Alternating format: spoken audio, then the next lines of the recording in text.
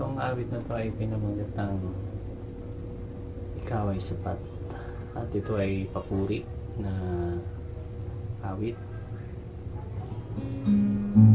Nagpapakita na ang mga problema natin ay napakaliliit kung ikumpara sa kanyang mga nilita. Kaya pag tumingin ka sa langit, gaano kalaki ang problema mo,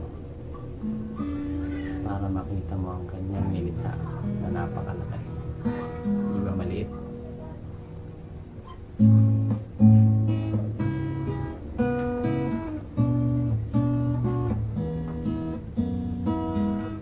Kay gandang pagmasdan ang asul na kalangitan, at ang ulap nito'y para bang kumakaway.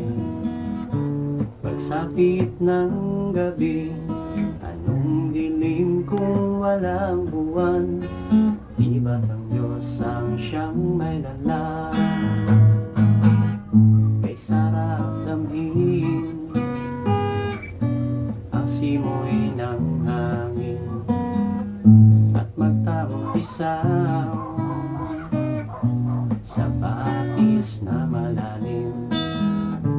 Pagsapit ng dilim, mga bituin nagniningning. Di ba't ang Diyos ang siyang malikhain? Kabundok man ang problema, sindami man ang alon ang inaalala, tumingin ka lang sa langit. Sabihin mo, oh Diyos, Ikaw ay sapat, Ikaw ay sapat.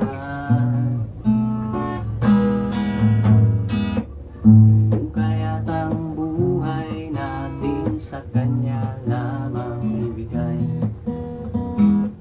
pagsambang nararapat sa Diyos mo lamang ialay.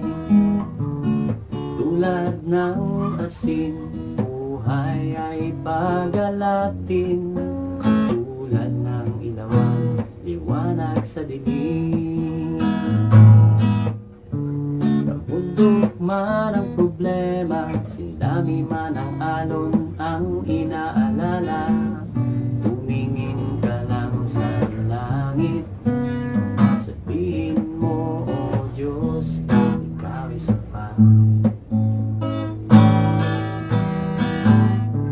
Kabundok man ang problema, sindami man ang alon ang inaalala, tumingin ka lang sa langit. Sabihin mo, oh Diyos, Ikaw ay sapat. Nilikha ng buhay ko, mga aliw ng puso ko.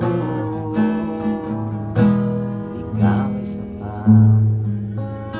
Tunay, sa bawat araw, sapat ang kanyang biyaya para sa kanyang mga anak.